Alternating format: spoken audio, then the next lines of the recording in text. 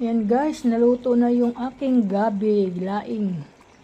Ayan guys. So, ako yung magtitira na pagka naluto ito.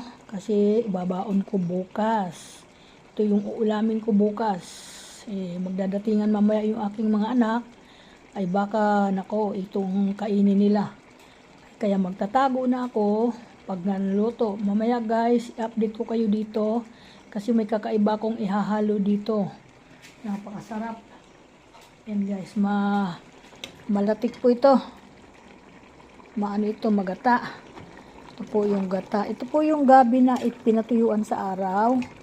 O, diba? Sarap. Niluto ko na ngayon dahil matagal magluto nito. Kasi ako guys, pag nagluluto ako nito, inaano ko muna yan. Binibilad ko muna sa araw.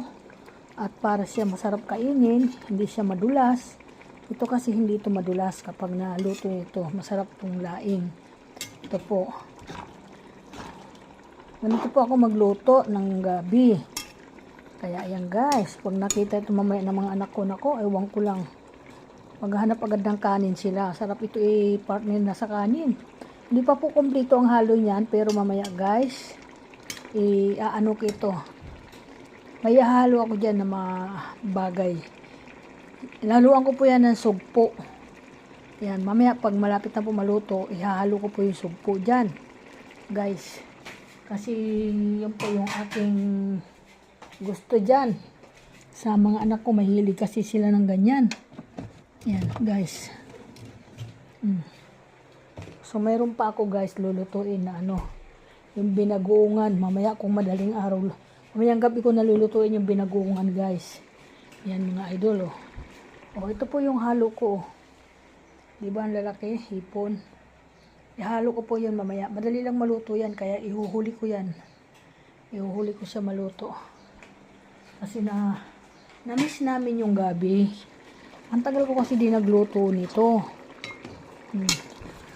Ito po ay hinaluan ko po ito ng 3 nyug na malalaki. Yan po.